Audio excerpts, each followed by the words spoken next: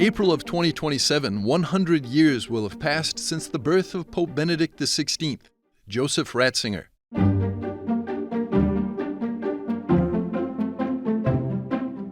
The Associazione Eventi di Pordenone, together with the Vatican Ratzinger Foundation, wanted to launch this year of celebrations with an exhibition titled Remembering Benedict XVI, towards the centenary of his birth, a tribute exhibition dedicated to the German pontiff, tracing the life and work of the theologian who has most profoundly shaped the contemporary church.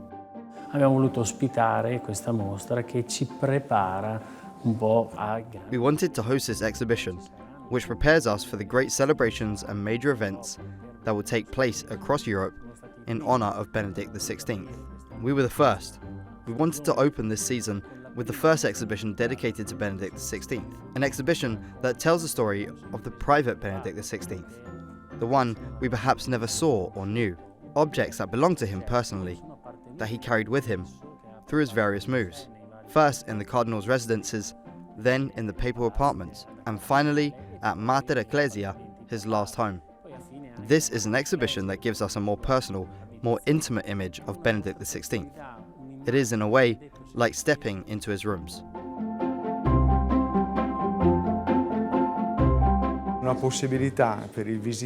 An opportunity for visitors to draw closer to the figure of this pontiff, someone they may have only ever seen from a distance, and to become, in a way, more intimately acquainted with him, by coming close to the objects that were part of his daily life, objects that also reveal his sensitivity, his attentiveness, and his passions.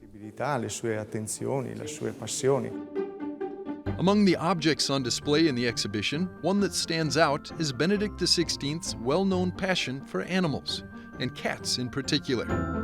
A small ceramic cat is among the items recalling this fondness. Perhaps the most intimate objects are the statues of Saint Joseph, the saint whose name Benedict XVI carried, Joseph, and also a Saint Augustine, who was something of a lifelong companion, as he himself recounted on many occasions, one who illuminated his path, especially as a thinker and a teacher. It is no coincidence that his episcopal and later pontifical coat of arms features a shell, which, beyond being the symbol of a pilgrim, recalls the legend of Saint Augustine encountering a child on the seashore, trying to pour the ocean into a small hole, as if to illustrate the impossibility of containing the infinite of God within the human mind. This is, in a sense, what he himself, as a theologian, as pastor, sought to do throughout his entire life, to make known to the faithful, to all who listened to him, the greatness of the evangelical message. Through an immersive and emotional journey, the visitor is guided through the discovery of Pope Benedict XVI's works, thanks to a carefully preserved collection of personal belongings, sacred vestments, liturgical garments, photographs, and works of art. And then there is the aspect that perhaps strikes visitors the most, the vestments, the papal garments.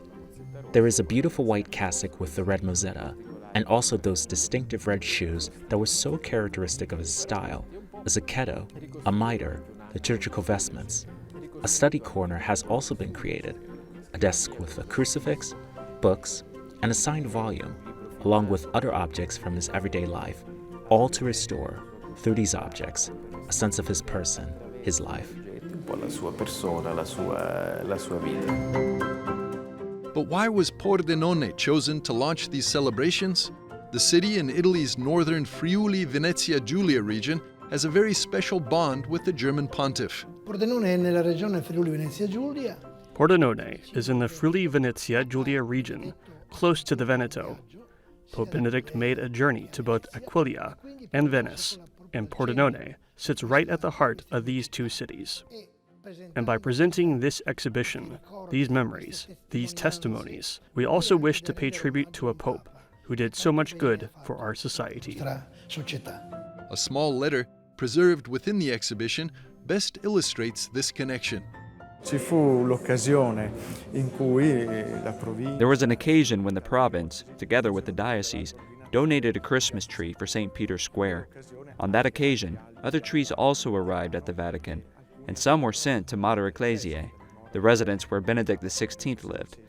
This gift of trees was accompanied by a note from our bishop, And to everyone's surprise, and it truly was a surprise, the Pope Emeritus replied with a handwritten note of his own, which we have here in the exhibition.